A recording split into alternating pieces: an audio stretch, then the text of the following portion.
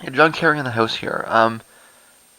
He's doing kind of an update on ISIS, and he's going through his normal spiel. The whole ISIS does not represent Islam thing. And I don't. Who's he talking to when he goes through this? He goes through this all the time. The president goes through it all the time, and I never. Nobody really seems to care much about the defense secretary, right? And I'm sure he goes through it all the time. If I don't even know who it is, he or she goes through it all the time, right? This is again from a couple of years ago. I think it's late 2014. Like, is he talking to Nancy Pelosi? Because I'm pretty sure she knows that, and I'm pretty sure that Michelle Bachmann knows that too, but she just doesn't care, right? Like who is he talking to? Like who? Why is it so important that he gets this across when everybody knows it, right? It's almost kind of more like he's just wasting time. Let's talk about this instead of something else. But something that came up here that I found a little bit comical as he's going through this explanation is he's repeating a statement by some cleric in Saudi Arabia that ISIS represents the order of Satan. And that's supposed to dissuade young people from going to Syria. It kind of struck me as a little bit backwards. You think if you want young people to not go to Syria, the last thing you do is tell them that ISIS is the order of Satan. You tell the kids that ISIS is the order of Satan, they're going to show up in Syria looking for a good time.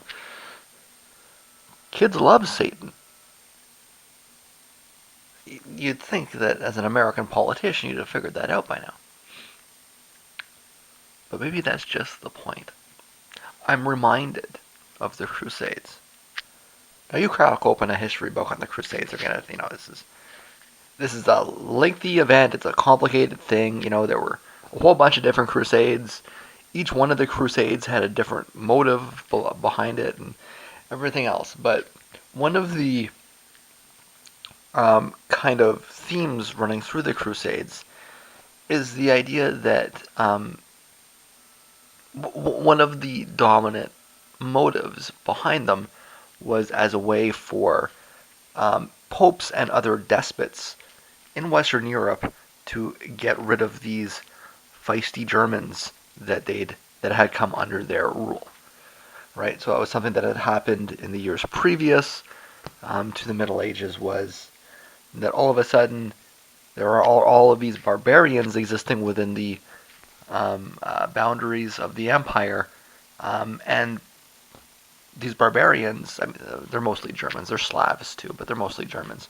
These barbarians don't have the same attachment to civilization as the Roman citizens do. And at this point, we can include the Celts as Roman citizens, although years previous, the Celts were also barbarians, of course, right?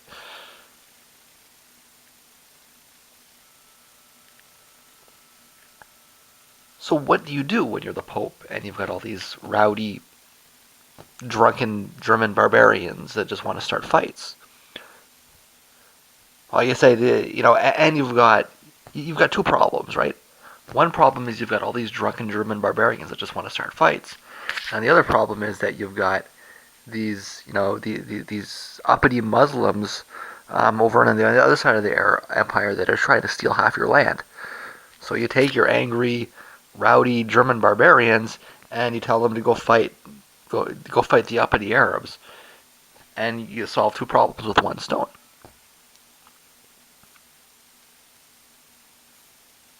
Again, the Crusades were a very long period of history. They're very complicated causes and everything else, but it is well understood that this is one of the biggest things, right? It wasn't just popes trying to steal the. I mean that's a narrative that I don't like at all. Actually, this idea that the popes were trying to steal wealth from these other places. Well, let's be real, guys. These other places were under papal control for 1,000 years before that, right? It's not, you know, the people that came out of nowhere were the Arabs that came out of the desert. There were no Arabs in Egypt or Libya or even Syria. You know, before the spread of Islam.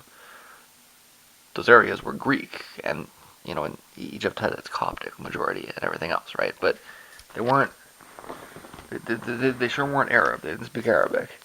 Even it's even understood that the Palestinians are actually Jews. They're converted Jews, right? Why is it that Palestinians and Hebrews have basically the same DNA? Because the Palestinians are not Arabs, they're Jews, right? The Lebanese are not Arabs, they're Lebanese. The Turks are not, well, I mean, the Turks came in after, but I mean, they're Greeks in Turkey, they're Assyrians in Syria, like the Iranians in Iran, these areas were not Arabic, and still aren't Arabic, even though they're culturally Arabic nowadays, which essentially means culturally Muslim. So, I mean, this argument that the Crusades were, the Pope wants to go steal things and bring, no, that's a very ignorant perception of history. But certainly the idea that the popes wanted to find a way to get rid of all of these rowdy barbarians, and took advantage of that to try and regain lands that they felt were rightfully theirs. That's actually fairly well grounded. And so we hear Johnny Boy here talking about the clerics in Saudi Arabia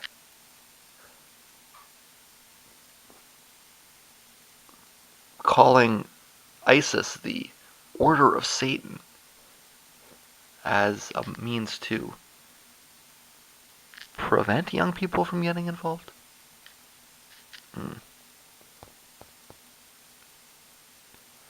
Sounds a little fishy to me.